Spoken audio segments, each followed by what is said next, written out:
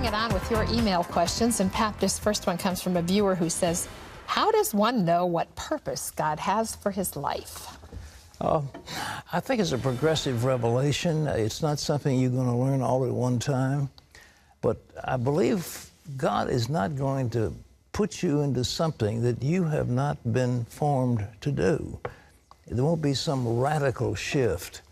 You say, what is your purpose? Well, what do you like to do? What makes you comfortable? What is the dream in your heart?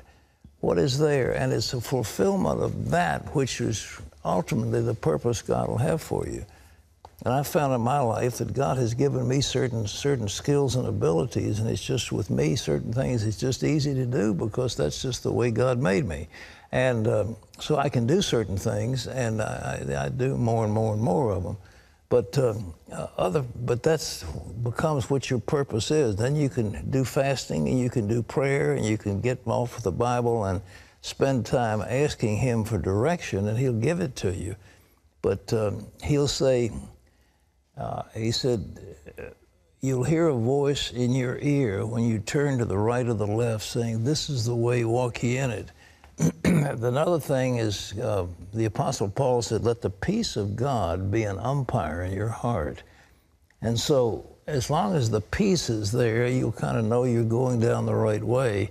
And when the peace lifts, you can say, well, whoops, I better have a course correction. Mm-hmm. But it's you trial and error. You're walking down the road, you're looking at the Lord, and you're asking Him to lead you. That's what it amounts to. You know, I always enjoy in your book, Shout It from the Housetops, how you share. I mean, you didn't have vision for the whole as you look back on your life of what God was calling you to. It happened one project at a time. One at a time, and each thing led to another, and then it gets you in a position so you can go to another, and then another, and another, and before long, what seemed to be absolutely impossible becomes easy. I mean, it's just the way it is.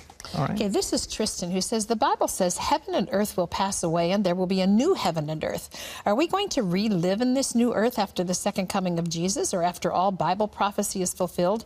Will we be in heaven for some time and then go to a new earth again to live? There was a thief on the cross with Jesus, and he said, the thief said, Lord, remember me when you come into your kingdom. And Jesus said, this day you'll be with me in paradise. So there is some sort of an intermediate place called paradise where the righteous dead go and wait. And then at the final culmination of things, we're going to be given new bodies to go along with the spirit that is there. And we will be clothed with a new body. Then the Bible says God is going to make a new heaven and a new earth. And so I guess the creation is going to be changed, so there won't be any more decay, there won't be any more death, there won't be any more suffering. And that'll happen at the end, at the great white throne when God makes everything new. But that's the way it'll work, okay? This is Mandy who says, Dear Pat, if you belong to a church, you're usually confirmed or baptized. Is it necessary to do that in order to get into heaven one day? No, I don't think so. I think you get into heaven on account of faith. You're saved by faith and not by works, lest any man should boast. So one of the acts of obedience once you've come to the Lord is to be baptized. And but you don't have to go through some ritual of a church in order to get to heaven. Heaven is there for those who believe. Well, I guess that's all. It for today. Thank you. Thank you for this question. Thank you. We leave you with today's Power Minute from Proverbs. Quote, the blessing of the Lord makes one rich, and He adds no sorrow with it.